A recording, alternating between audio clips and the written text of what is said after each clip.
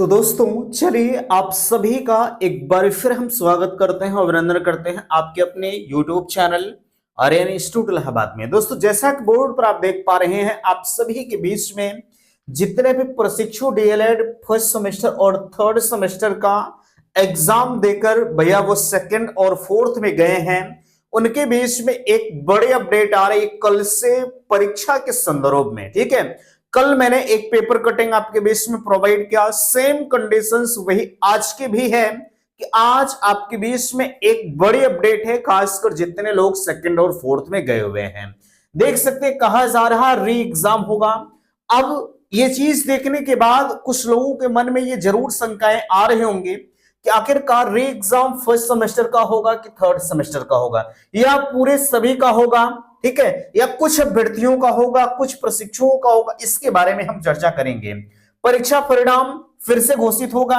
हालांकि कल जो मैंने थंबनेल आपके बीच में दिया था, अधिकतर चीजें वही हैं। यहां देख सकते हैं पेपर कटिंग आई हुई है, डीएलएड सेमेस्टर परीक्षा में निगरानी तंत्र पर प्रश्न चिन्ह।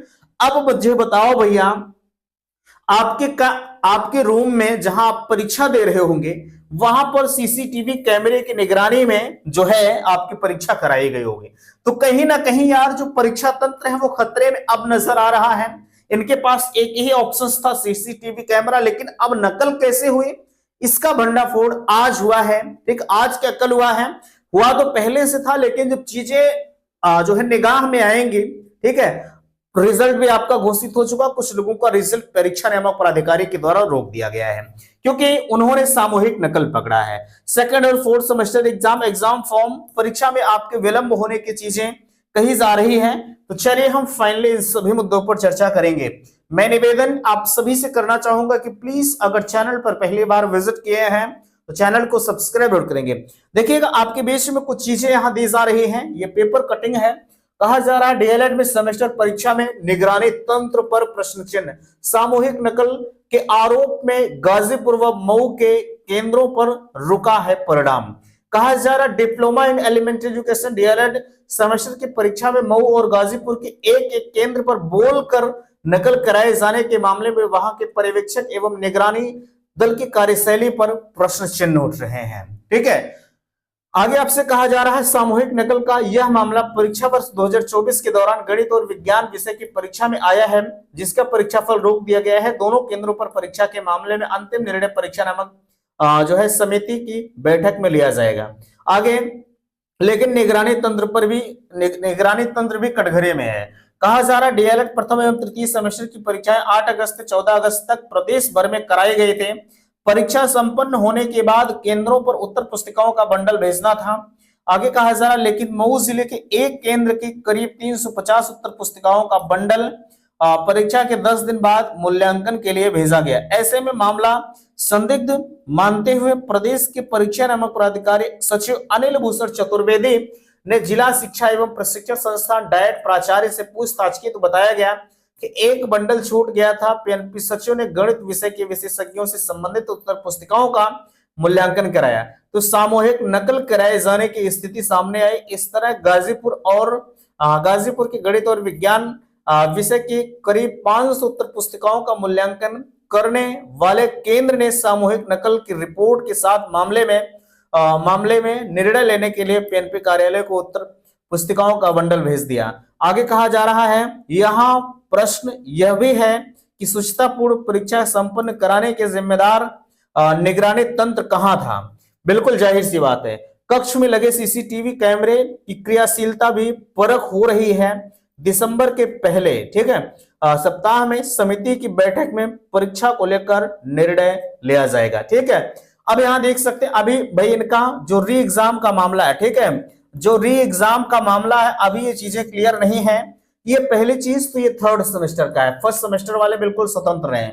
ठीक है, तो अब सवाल ये है कि आखिरकार री एग्जाम इनका होगा या नहीं होगा। यहां देख सकते हैं दिसंबर के पहले सप्ताह में समिति इस चीज पर बैठक करेगी, उसके बाद ये चीजें कंफर्म होगी कि आपका जो री एग्जाम से वो दोबारा से होगा या नहीं होगा।